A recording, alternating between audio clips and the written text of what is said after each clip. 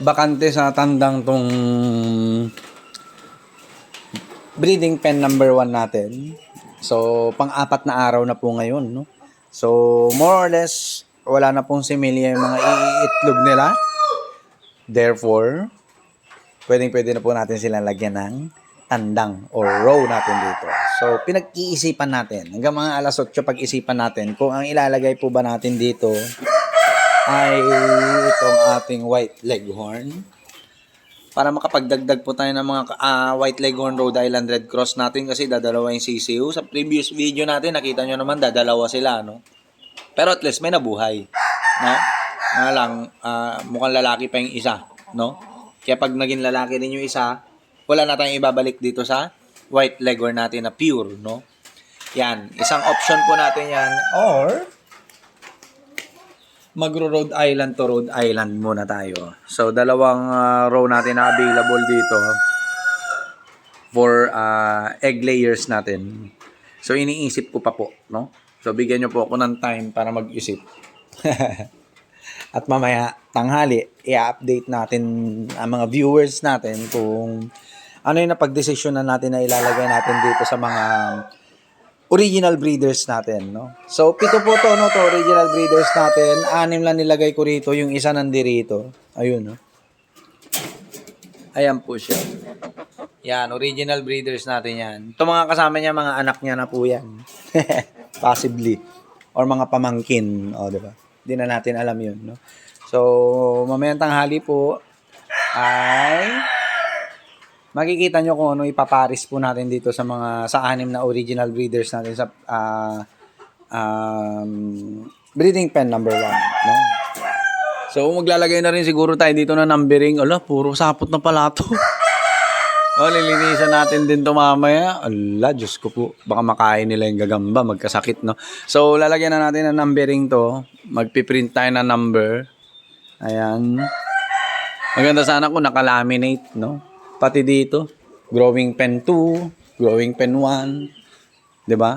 Breeding pen number 4, 5, 6, no? So lalagyan na po natin ng numbering yan mamaya para hindi na tayo nalilito, no? And gusto ko kasi pagdating ng mga susunod na mga buwan, no?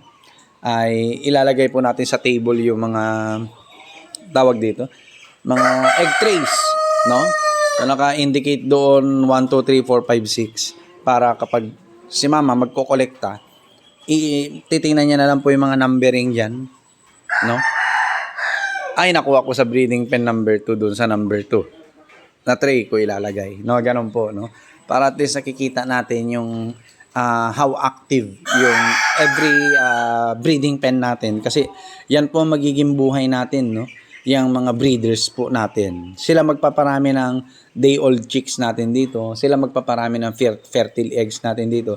And soon, sila rin na magpaparami ng mga layers po natin. Katulad nito mga nandirito, no? Kaya buhay po natin yan. Kailangan ma-monitor natin kung ilan na nangingitlog araw-araw sa breeding pen 1, 2, 3, 4, 5, and 6. So, i-update ko naman po kayo dyan kung paano yung proseso natin dito kapag planchado na po lahat. I-detalye natin sa video natin. Isang mahaba-habang video para i-detalye natin yung proseso natin dito.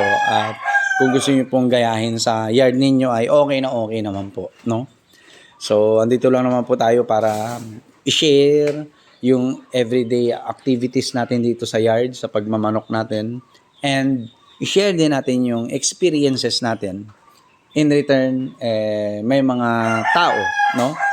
Na baka may mga ibang mga farmers din sa atin na matuto, no? Or makakuha ng mga new ideas dito sa yard natin. Kaya bini-video po natin. And syempre for promotion na din. Kailangan natin maging visible sa social media.